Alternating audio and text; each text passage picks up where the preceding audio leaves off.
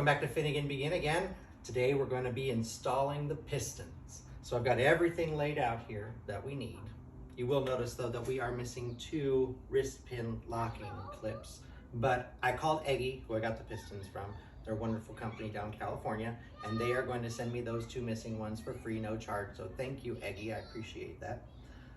So what we're going to do here is we've got everything laid out so that we can, 1, be organized, and 2, we can go systematically one by one over there to the engine and get it all installed in the correct spot with the correct gaps matched to the right piston cylinders. So here we go, laid out here. These are the original connecting rods that came out of the engine. All my references say that these are really, really strong, very, very well made originally back in the day. So we're gonna keep using those. It was difficult finding a set of piston rings for these pistons.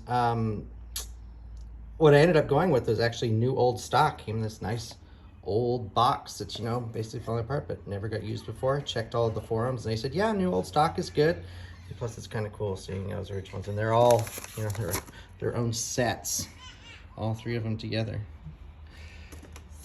And then the pistons are new aluminum dome style, 30 thousandths over to what our block has been machined to. Here are the floating bearings, 1 bearing for 2 piston connecting rods. And we've got our piston ring compressor so we can get it installed in there, and our clip wrench. And then our bearings are also new old stock out of an old box. Always fun. These things, they made so many of them, and there's still a whole bunch of parts available for them. And then here we've got our ring grinder, which we're gonna hopefully not have to use a whole lot, but very important that when you get over to your engine and you are putting the rings in, they expand when they get hot, just like any other metal. And if they don't have the proper gap, then they can pinch together and then swell and damage your block and destroy your pistons. So we need to make sure we have the proper ring gap before we install them, which is going to be the long leg of this. Installation or assembly of these isn't so hard, but it's the ring gapping that's going to be the long leg.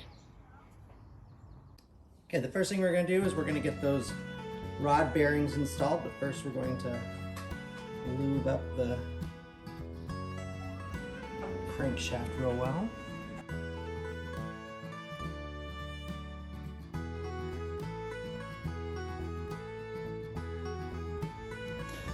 Okay, since these have been in a box for decades, I went ahead and cleaned them off with a little bit of acetone paint thinner. And lube should hold them in place.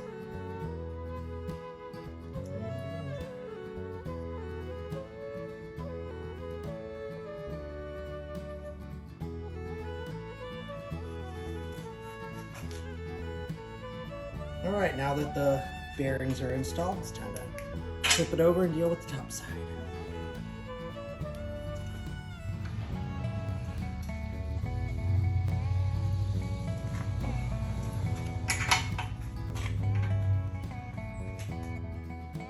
All right, we're gonna start with this cylinder because the crankshaft is at the bottom of its on this one, so you know, why bother? We'll just keep going around. So first thing we're gonna do, I'm going to put a little bit of oil in the cylinder so that it's well lubricated.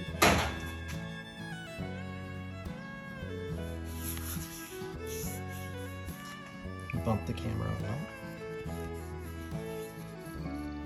Now we're going to start with our ring number 1, which is her top ring. Get it in there.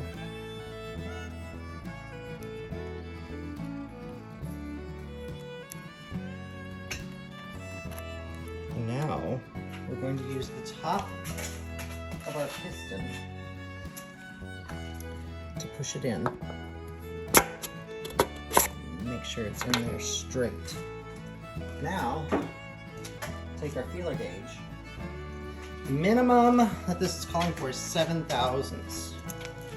So we'll see what this gap is.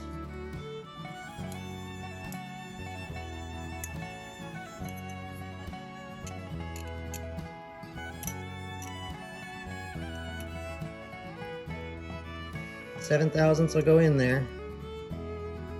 So that means we don't have to do any shaping and sizing. Let's see what the actual dimension is. Okay, so a 10/1000 goes in there with some friction. So we're gonna see that gap is 10/1000, which is greater than the 7/1000 it's called for, so that one's good. Take that one out. The second groove.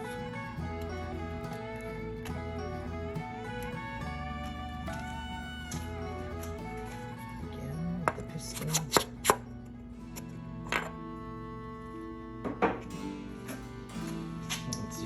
Let's just start with 10/1000 and see. Well, 10/1000 goes in there.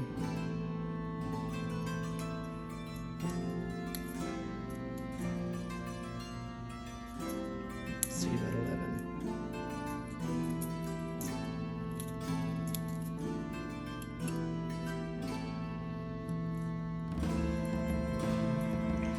Nice and smooth.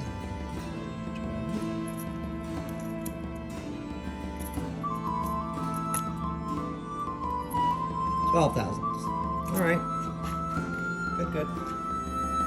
All right, so then your oil ring doesn't need to be measured. It's flexible. So now it's time to put that piston together. Okay, time to get the rings on. We're going to start with the lowest one. It's been recommended. This is a 4-ring piston, but a lot of the forums say doesn't do much to put a 4th one on here, and it's just increased friction, so we're just going with the top 3 rings. So we're going to start by putting this flat piece in, ring, and the oil, weird one.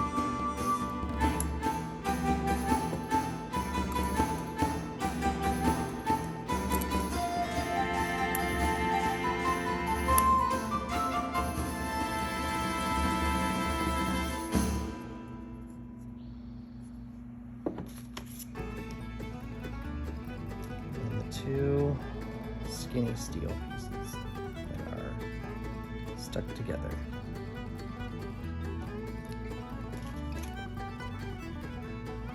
Spiraling it on.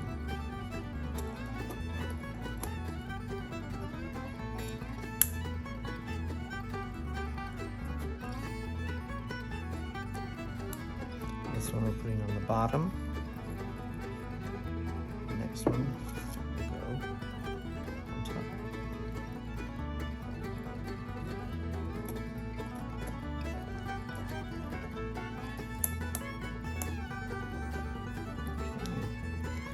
That's the oil ring on.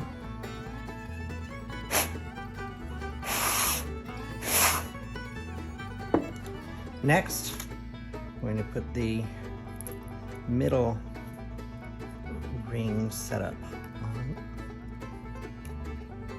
Starting with this spring piece.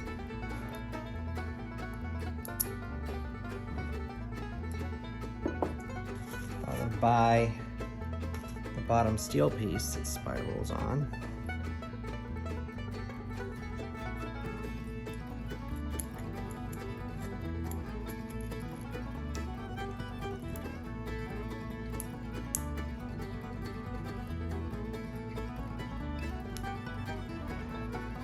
Then use our compression wrench here.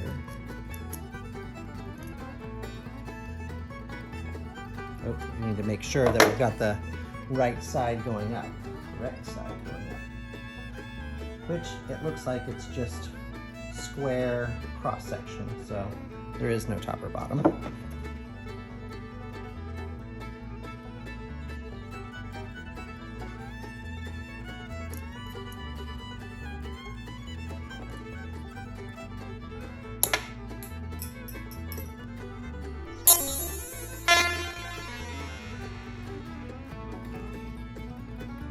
And it broke.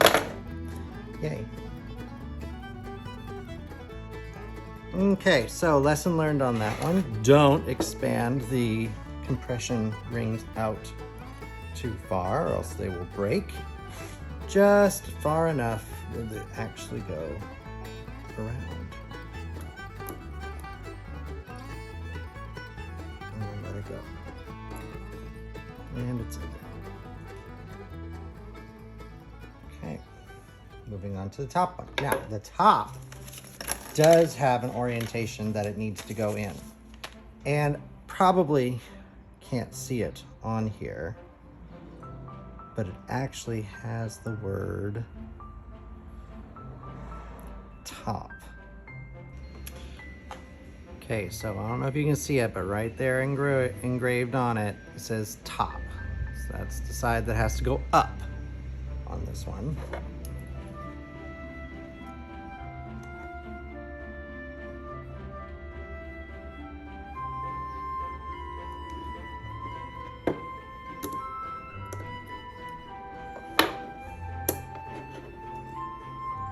And it's in.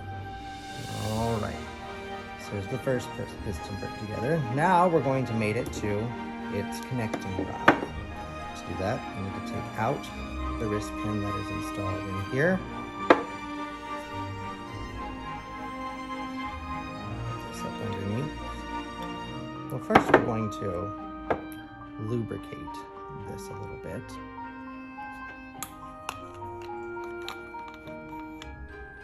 Feed the wrist pin through.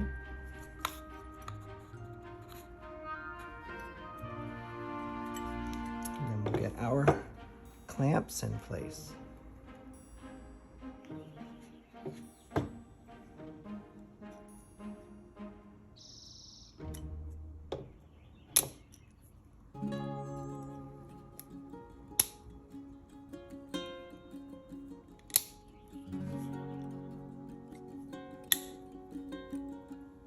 Okay, that side is in. Push the pin all the way through. Get the other one.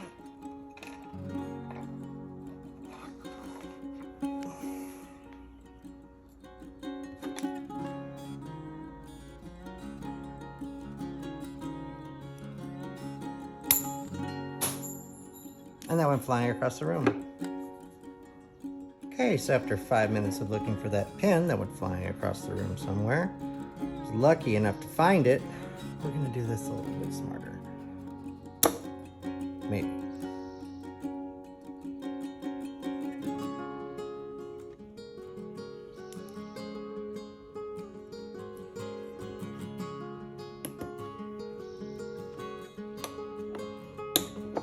Here we go. First one, installed.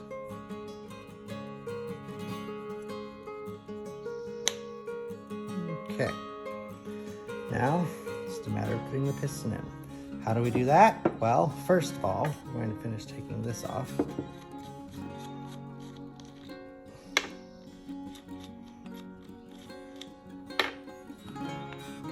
Okay, now we're going to lube up the insides of the connecting rod and put some thread protectors on here. That way we don't scuff up our crankshaft terribly. Put on our ring compressor, tighten it up.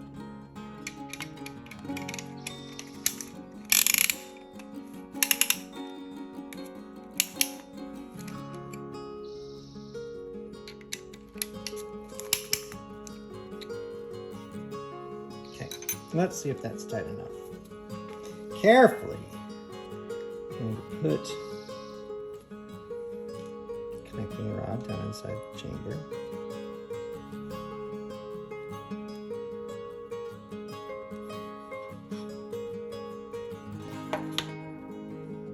And from here,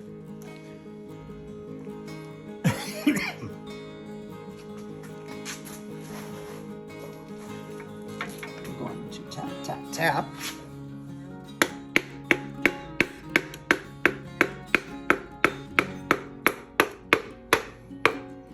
I don't think it's in there tight enough. So we're going to crank on this a little more.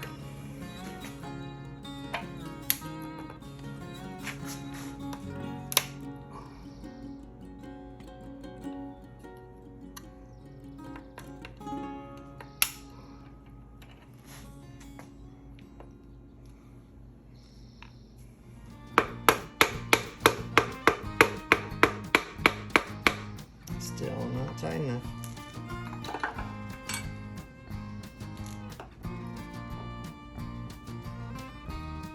Okay, I think I got it tight enough on there now.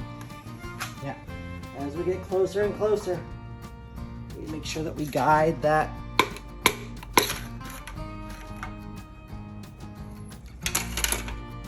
connecting rod over the bearing.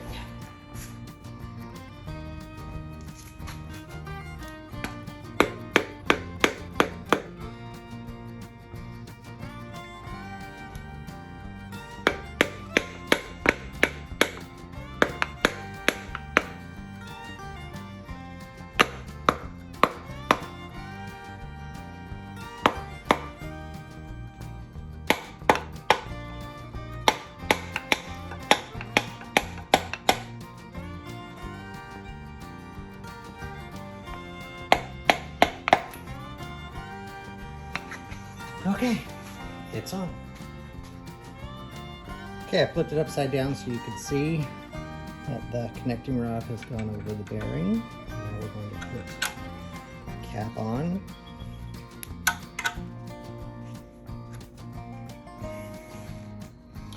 And it is lubed. Now, start threading our two nuts on.